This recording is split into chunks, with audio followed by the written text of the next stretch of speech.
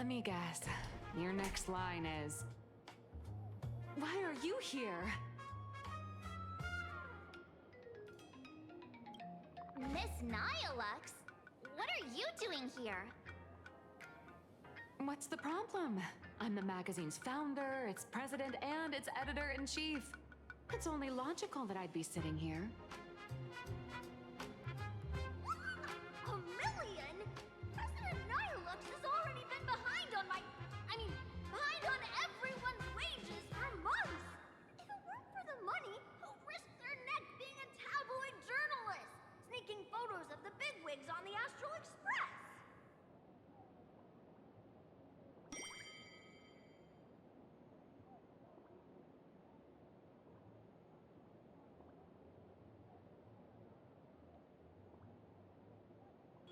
A boss who doesn't pay wages has no right to sit here!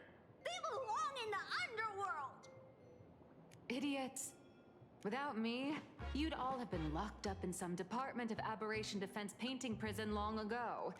And you still have the gall to demand wages from your savior. Have you ever heard of the sensational serial thief case, Phantom Furbomorph? It happened in the year 1996 of the Arcadian calendar. I'm sorry! I was wrong! I shouldn't have talked back! I'm sorry for being born a furball! Beep boop! Even if you've got dirt on us, making us work for free is way too ridiculous! We've had enough! We've overthrown the boss! We've got a new president now! Please, stand up for us! Welcome, traveler. Furbo Hot Pot requires a reservation. Rumors are 10,000 credits apiece, and if you're looking to hire a hitman, just head right down the hall to the storeroom. Oh, or maybe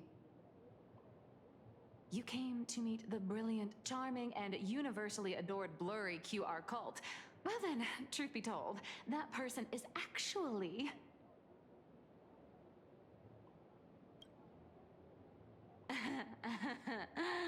Who could it be?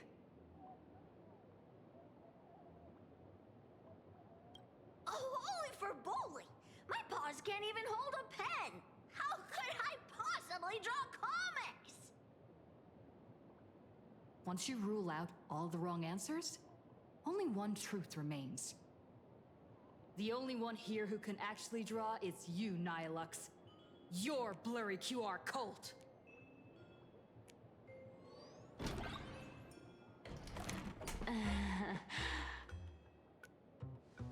You saw right through me.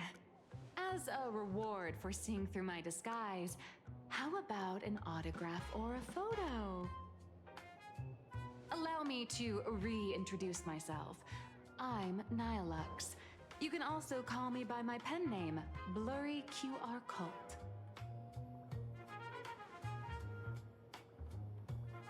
Aw, no wonder you were tagging along back at Perlux Tower, acting like you knew us so well.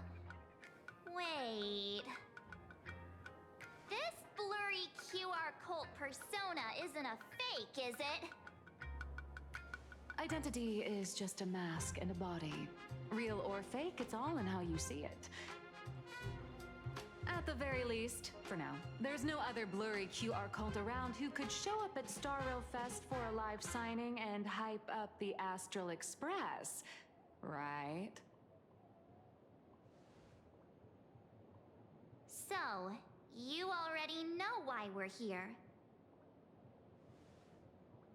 Just a little deduction, that's all. The news about Star Rail Fest is already everywhere online. Knowing how that perfectionist Madame Pearl operates, she's definitely pulling strings to make your collaboration a success. Naturally, having me step in was part of her plan.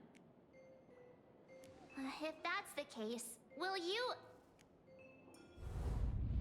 That said, I'll have to respectfully decline.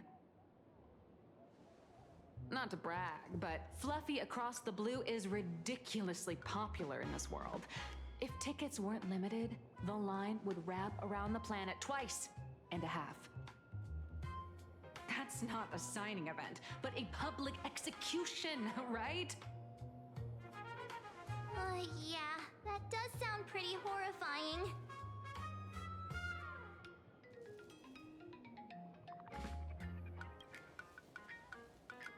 How should I know? It depends on what trouble you get yourselves into, and, I mean, on where you go, and on which villain you heroically defeat.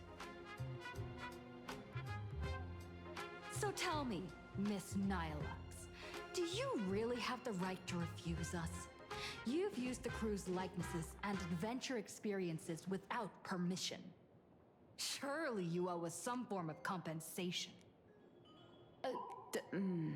Why are we talking about this all of a sudden? Today, on behalf of the entire Astral Express crew, for your violation of our publicity rights, emotional damages, and lost wages, I hereby demand 1.6 billion credits. How did you work that out? Believe it or not, I don't have a single coin on me right now. That's impossible. Just your royalties alone should have made you rich. Due to, unknown circumstances, my luck with money hasn't been great. But I get what this is really about. You're not only after cash, are you? I'll show up at Star Rail Fest. Is that good enough for you? Then it's settled. Thank you, Colt. That said, I also hope the two of you, as the original inspirations, will take some time to familiarize yourselves with Fluffy Across the Blue before attending the exhibition, so you won't be caught off guard by fans' questions. Time to attend Miss Nihilux's class. Please follow me.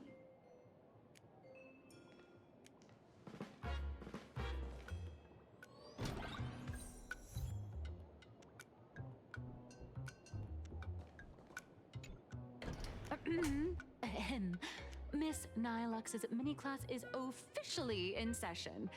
If you have any questions, feel free to ask at any time.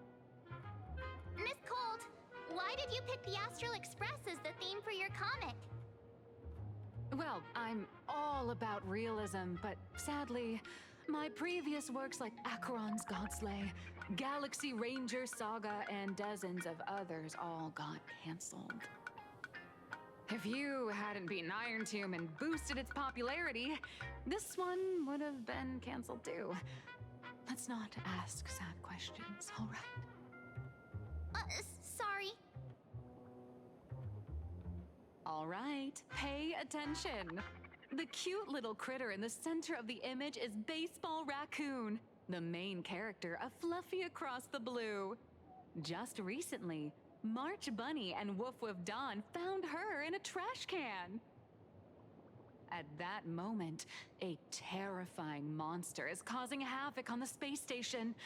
It tries to spit fire at Baseball Raccoon, but the flames don't burn through the trash can. Instead, it sets the trash on fire, and the stench knocks the monster out. Miss Colt, why is she the protagonist? Readers today value immersion, and a character who has no memory of their past is, of course, the best choice. I don't know anything about my past either, so why didn't you pick me? Even though Little Raccoon joined the Express the latest, she's left behind so many stories across different worlds that there are even rumors in the Lafu's prison about her beating up alien life forms. With material this crazy, not making it the main character? I might disagree, but Aha absolutely wouldn't.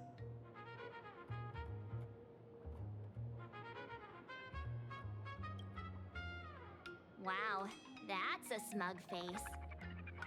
March, the Fluffy is just a comic. Outside of this, the author and the readers, every character in this world, aren't we all the protagonists of our own lives? That sounds so passionate, Miss Colt. I totally get it now. And so, the unruly baseball raccoon, the quiet woof-woof Dawn, and the lively March Bunny formed a trio everyone loves. Actually, I have a question too. Ever since I got punched in the face by sales numbers, I've grasped a universal truth. In today's world, fluffy, cute animals are always a crowd pleaser. Seriously? Even I feel like I can't compete with Pom Pom's cuteness. Designing the adult versions took some work. After defeating the monster, Baseball Raccoon accepted an invitation from the other fluffy animals and boarded the Fluffy. Here, the protagonist meets three big animals with distinct personalities. First, the adorable and universally loved conductor, Pom Pom. Beside them is the elegant navigator, Miss Hime-Cat. I know, that's Hime-Cat. Her original inspiration is Himeko. Oh, please don't tell her. And the big brown dog on the other side, see? His name will shock you. That's right, he's Mr. Yang. just Mr. Yang. Your taste in naming is indeed extraordinary. Anyway, the six fluffy little creatures boarded the Fluffy Express and set off on their journey. As for the plot, it's pretty much the same as what you've all experienced, just with a bit of artistic tweaking to suit Planarcadia's audience. A tiny bit. In the comic world, which is even more cutthroat than the Phantasmoon games, if you don't cater to the reader's tastes, it's nearly impossible to survive. Once upon a time, great comic artists had the luxury of 100 chapters to build things up. Now, if you don't hook readers within 100 pages, you're done. Readers today are hard to please, and authors have to come up with ever more shocking and sensational material. Doesn't this remind you of the Phantasmoon games?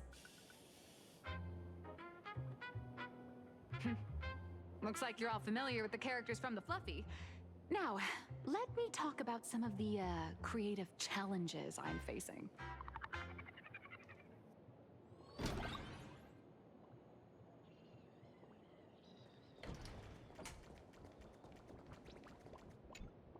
So, what do you see on the Fluffy stands?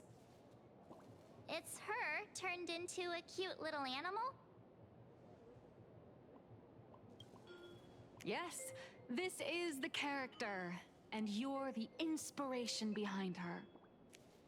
But even for someone as interesting as you, there are many backstories that readers don't care about, don't want to know, or don't feel obliged to understand. A comic artist's job is to capture the most interesting parts and present them to the readers. The cute and clever one is March Bunny. The unruly but reliable one is Baseball Raccoon. This is what we call a concrete archetype paired with an abstract character. And the abstract side of a character will only be further simplified in the eyes of the readers. So, how do you think the readers across the universe view you nameless?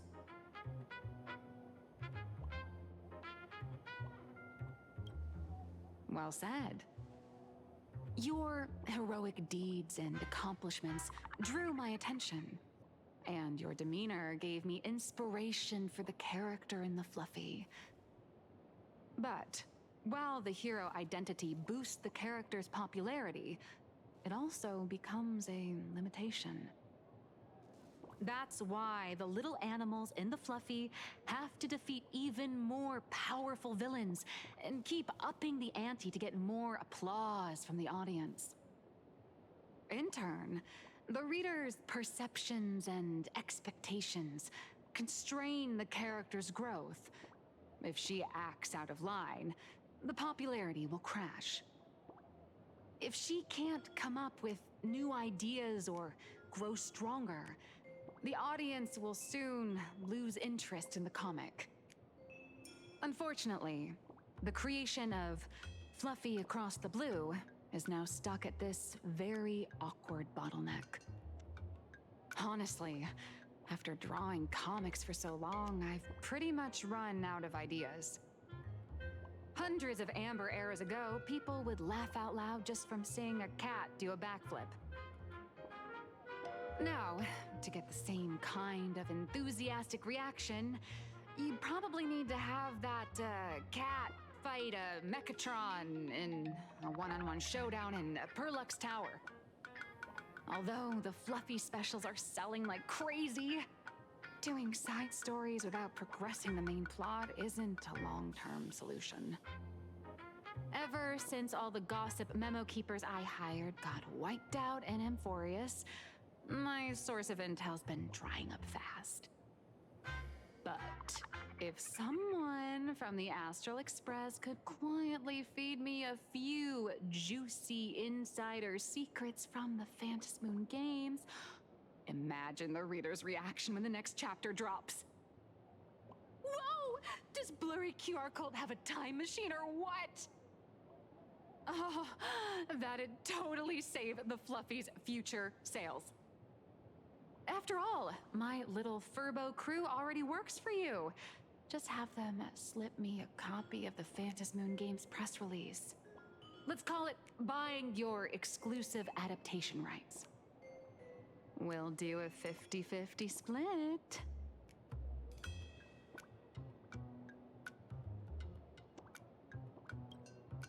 I've already figured out how to spend the royalties. First, I'll buy Pom Pom 10 new outfits, then get Himeko a brand new coffee machine. And after that... All right, since we've got the profit split sorted, looks like my creative block won't last much longer. Just wait for my appearance at Star Rail Fest. Star Rail Fest, a grand event that gathers millions of eyes and an inordinate amount of wish power. And under all that attention, the dark forces coveting the Master of Elation's blessing are bound to surface. Heroes and devils dancing together in Planarcadia. Tell me, is there a better source of inspiration than that? My hero, don't let us down.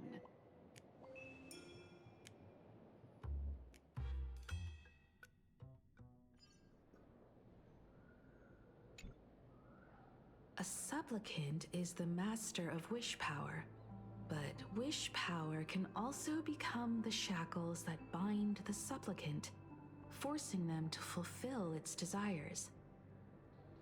Love and hatred are alike. Dependence resembles fear. What commands wish power isn't only love, but also hatred. Thank you. These notes will really be a big help to her. Good. I'm so glad to be of help.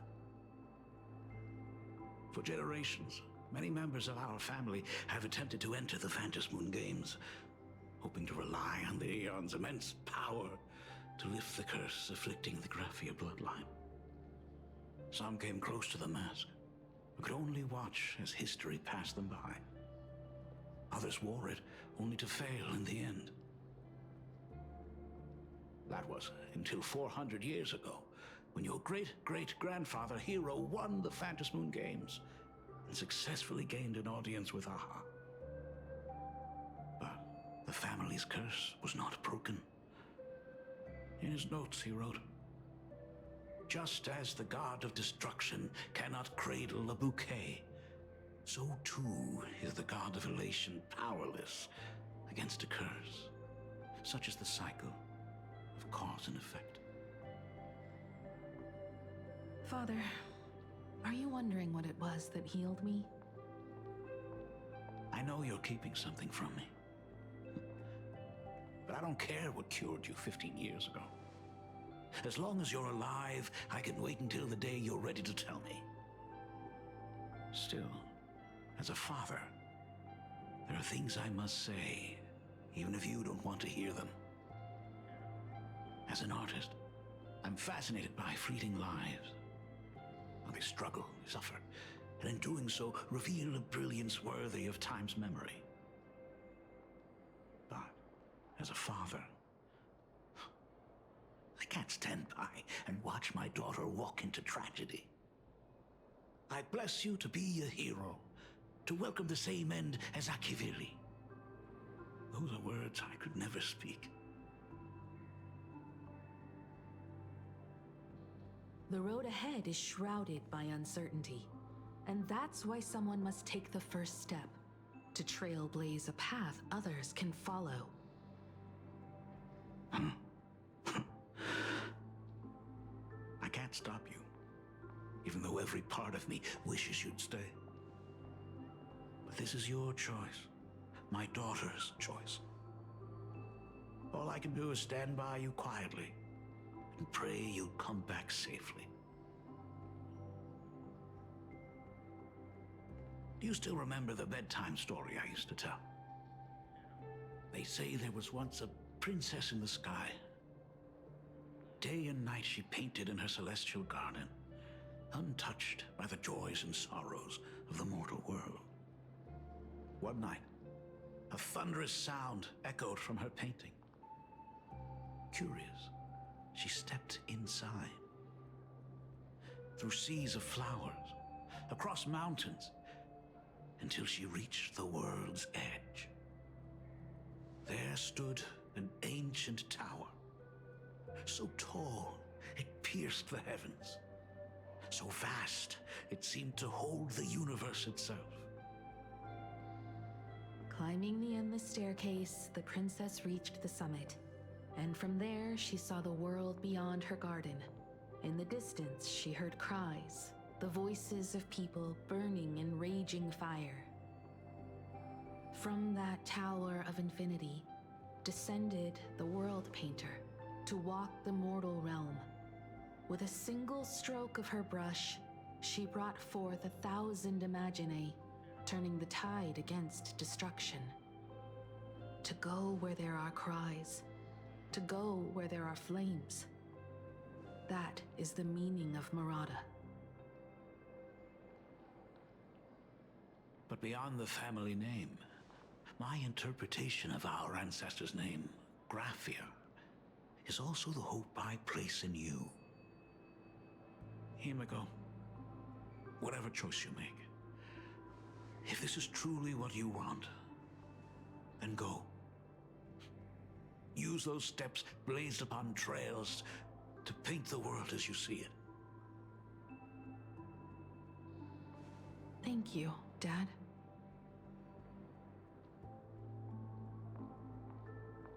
By the way, how's your health?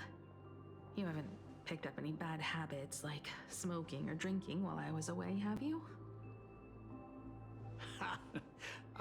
As the Dean of Graphia Academy, I still have to set a good example for my students. It's just, my tendinitis keeps acting up.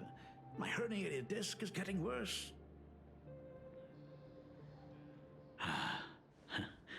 Himeko, how long will you be staying?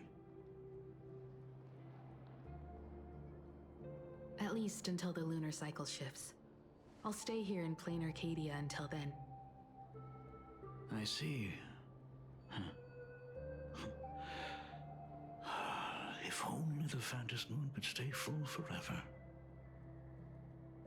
Himeko, safe travels on the trails ahead.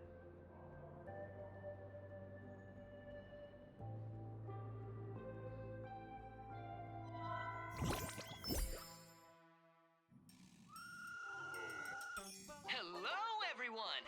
Welcome to Foolish TV's special news segment, Arcadian Morning Report. I'm your host, Poofy. Hi everyone, I'm your host, Smelly! The Star Rail Fest exhibition venue funded by Pearlux Corp and constructed by Turbogen Heavy Industries has officially been completed. Thanks to modern Imagenesis technology, it took only a day for the Skyline's lookout cloud to take on a completely new look. Starting today, the Lookout Cloud line is officially opening up a stop for the Star Rail Fest exhibition areas. The exhibition areas opening on day one include the Belobog area, Sinjolafu area, and Penacony area, showcasing the legendary adventures of the Astral Express. The Enforius area, which is currently under construction, will open in due course. For this event, Pearlux cordially invites several crew members of the Astral Express to visit and be interviewed, including the Trailblazer, who recently joined the Phantom Moon Games as a supplicant. That is certainly something to look forward to. I heard Pearlux has also invited Blurry QR Cult, the author of Lovely Across the Blue, for a signing session. It'll be the first time the author reveals their true face in public. An exhibition to gather wish power. Now that's an interesting scheme. Leave it to Pearl to come up with such a bizarre idea. Pearlux excels at creating dreams for both children and adults. And the Astral Express is exactly the kind of otherworldly dream that fascinates the people of this world. Sometimes I wonder if Jade invited us here with the intention of giving her colleagues a winning edge in the Phantom Moon Games. For Pearl, this Ionic game is probably also a good opportunity to observe and study the way we operate.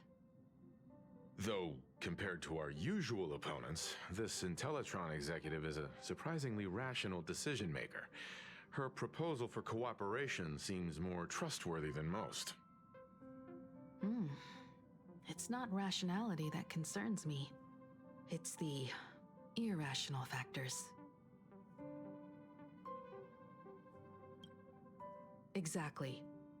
News of the Dovebrook bloodbath has already blown up online. The Department of Aberration Defense tried to clamp down on the rumors, but plenty of people are still linking it to the Herald of Death from 15 years ago.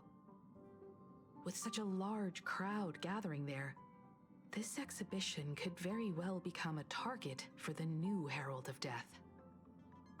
Pearl must have contingency plans for situations like this, right?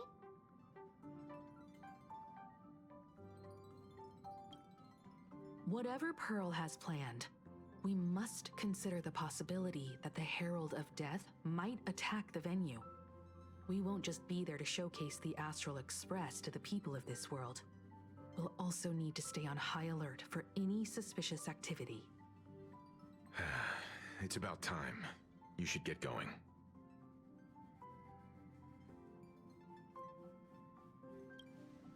They're both out on a mission with General Yao Guang. Don Hung is tracking Blade's whereabouts, while Sunday is working with Miss Ting Yun. Both of them are tied up. Looks like they won't be able to make it to the exhibition this time.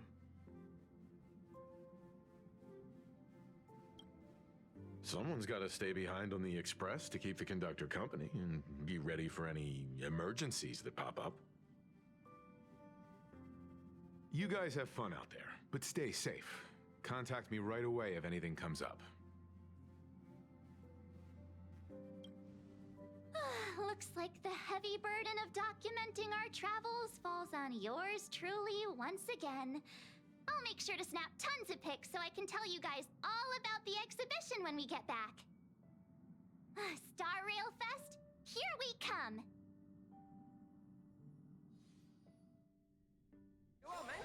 Oh, is that a stain? I like this coat.